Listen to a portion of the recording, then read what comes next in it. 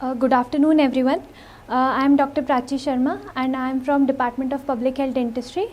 Today we will be studying about the concepts of disease, and concepts of disease has three main concepts: concepts of causation, concepts of control, and concepts of prevention.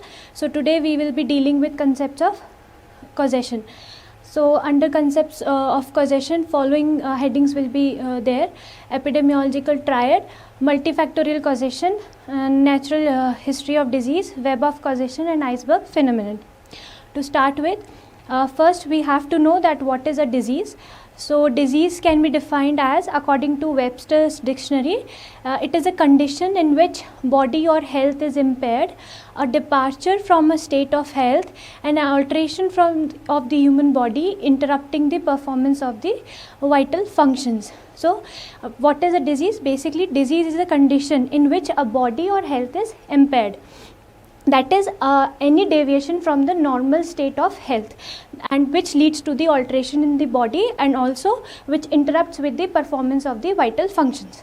It can also be defined as any deviation from the normal functioning or state of complete physical or mental well-being. There are some theories of disease. To understand the disease process, in earlier times, in ancient times, when the science was not evolved, there were several theories which were believed that how the disease process took place. So we will be reading about supernatural theory, theory of tumors, theory of contagion, miasmatic theory of disease, and the germ theory.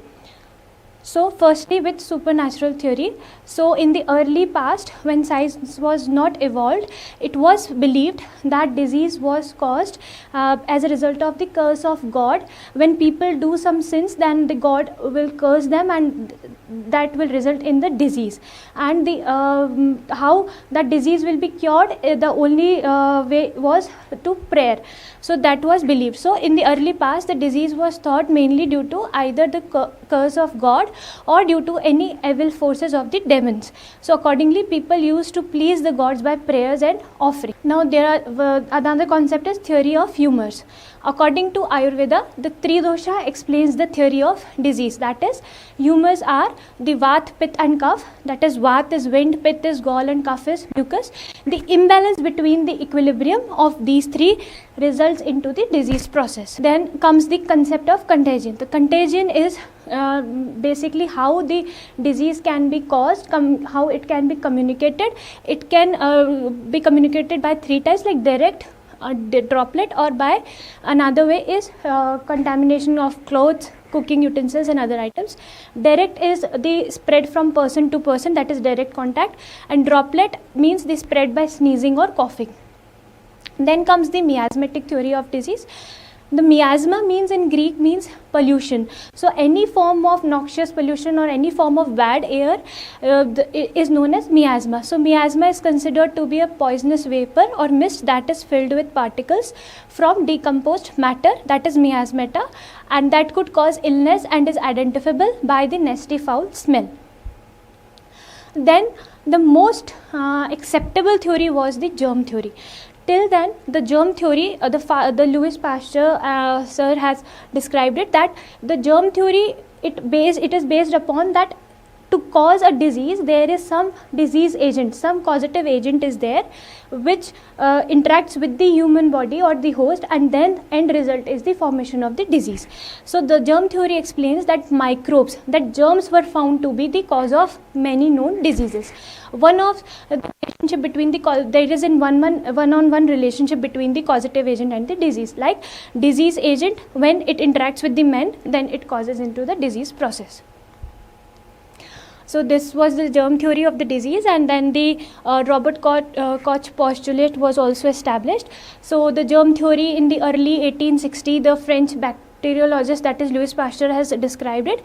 He found that some bacteria is there to cause any specific form of disease, like the anthrax is caused by a bacteria, like other diseases, gonococcus, typhoid, tuberculosis, cholera, diphtheria, all of them were caused by some specific microorganisms. Now we'll come to epidemiological triad. So epidemiological triad is very important. Epidemiological triad is based upon the concept of the interaction between the three main factors. And what are these factors? These are the environment, agent and the host. So the interaction and interdependence of these three factors can lead to the disease process to initiate, or the disease process to further progress. So according to this concept, for a disease process to take place, there has to be an interaction and interdependence between the agent, host and the environment.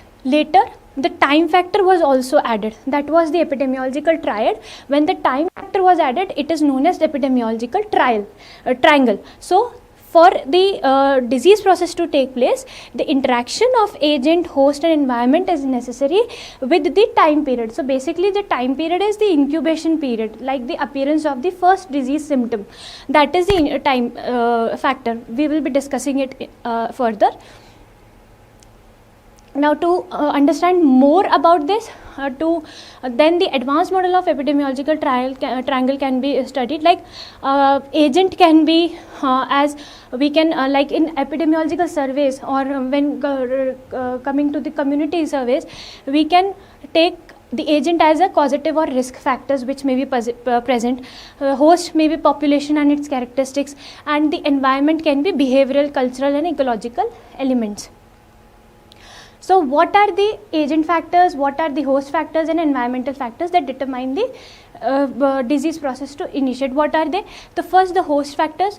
The agent factors are the substance which is living or non-living, whose presence or absence of which may initiate a disease process. So agent, what is an agent? Agent can be a living or a non-living substance whose presence or either absence can initiate a disease process. So what can be the agent factors? The biological agents, nutrient agents, physical agents, chemical agents, mechanical agents and social agents. So biological agents are viruses, fungi, bacteria, protozoa. Nutrient agents may be carbohydrates, fats, vitamins, proteins and minerals. Like carbohydrate, fat, vitamins, proteins and minerals can be either they can increase in number or decrease in number. Both the cases can cause a disease. So physical agents can be exposure to heat, cold, pressure, radiation, electricity, etc. What can be chemical agents? These are two types, endogenous and exogenous. So endogenous means which are produced inside the body. Exogenous means which is arising outside the body. So inside the body, like serum bilirubin, if it alters in the alteration in serum bilirubin can cause jaundice. Alteration in uric acid can cause gout. So exogenous is arising outside the body, like allergens, metals, exhaust, fumes, dust particles, etc. Now what can be the mechanical agents? Mechanical forces like crushing, friction. Social agents may be poverty, smoking, abuse of drugs, alcohol, unhealthy life practices. Now those are the agent factors. Now what are the host factors? Host is a person that harbors the disease. That is the person, the man. The host is a person that harbors the disease, in which the host is someone in which the disease process is taking place. So what are the factors that governs the host response? Are the demographic factors, biological factors, social and economical factors and lifestyle factors. Now demographic factors are age, gender, ethnicity. Some biological factors are genetic makeup and immunity, like some hereditary diseases may be there. Immunity, if the person has good immunity, maybe he can recover with the disease faster. If he has the bad immunity, maybe he has the chronic phase of the disease. Then social and economic factors, socioeconomic status and occupation also has major role in the disease process. Then lifestyle, fitness level, nutritional level, personality trait, physical exercises, habits like alcohol, smoking, like all the deleterious lifestyle practices. Then comes the environmental factors. Surrounding allows the disease transmission. So not only the agent and host interaction is important, but that the environment that favors the host and agent interaction is also important. So the surrounding that allows the disease transmission. Man's external surroundings, living or non-living, with which he is in constant interaction. So physical environment maybe implies to non-living things, like man is constantly in contact with the air, water, soil, radiation, climate. What are the biological environment? Viruses, fungi, insects, allergens, animals, plants. And the psychosocial health of a person may be influenced by the social group, that is the culture, custom and beliefs. So to summarize all of the factors, host, environment and agent, these are the factors which can implement the interaction of the disease process. Now the time factor was also added. So what time signifies is that the incubation period, that is the period between exposure to an infection and the appearance of the first symptom. How long a person is infected, it governs the disease process. So that was about the epidemiological triad. Next comes the multifactorial causation. So any disease process which takes place, like most commonly in the non-communicable diseases like chronic diseases, the multifactorial causation, this factor plays an important role. It says that there is not any single cause is not there to cause any disease. There are multiple factors which governs and causes a disease. So multifactorial causation, this term is coined by Pettenkofer of Munich, and the idea is that no single cause idea, that is multiple factors are there. So only germs are not responsible to cause the disease, but other factors such as hereditary, socioeconomic status, dietary intake, lifestyles, etc. also are responsible for any disease to cause. For example, like in diabetes mellitus and cardiac diseases, there are multiple factors which together incorporate towards the disease process. The purpose of knowing multiple factors of disease is to quantify and arrange them in priority sequence. This concept offers multiple approach for prevention and control of disease. Like, to understand this, like a disease or condition depends upon these many factors which we call as multifactorial causation, like biological, social, economical, cultural, psychological, genetic and nutritional. Now web of causation. The web of causation was given by McMahon and Puck. So ideally it is suited in the study of chronic diseases. Like we have seen the web of the spider. It has many layers, many threads incorporated, and if we cut 1 or 2 or 3 threads, then it will fall off. So same, a disease process is caused by many multifactorial causes, web of causation. Many factors incorporate, it forms a web, and then disease process is caused. So ideally suited in the study of chronic diseases, where disease agent often not known, it's the outcome of interaction between the multiple factors. So it is helpful, web of causation is helpful where a diseased agent is not known.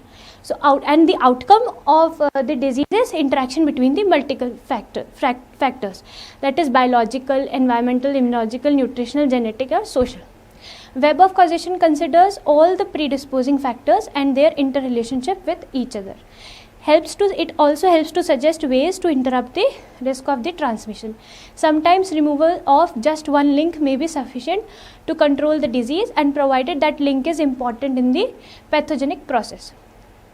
So to understand this, this is a pictorial representation of web of causation of the disease, that is myocardial infarction. So suppose there are multiple factors. First we can see the aging. So aging leads to change in the arterial wall. Then arterial wall the changes in arterial wall causes coronary occlusion, and coronary occlusion leads to myocardial ischemia, and then end result is myocardial infarction. Another factor is stress. If a person is in severe stress, it leads to emotional disturbance.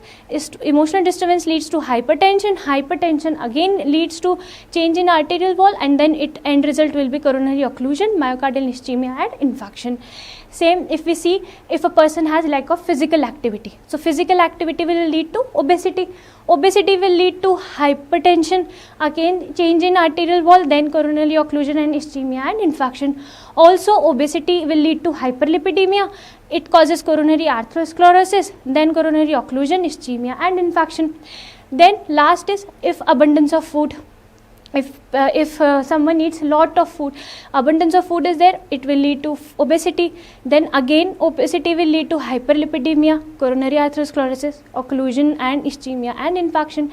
And if person has the habit of smoking, then it leads to increase in catecholamines, then thrombosis, increased tendency of thrombosis will be there, then it will lead to coronary occlusion, and finally myocardial infarction, ischemia and infarction. So there are multiple factors, okay, which the interdependence of all the factors can cause a disease, and it seems like a web. It seems like a web is formed.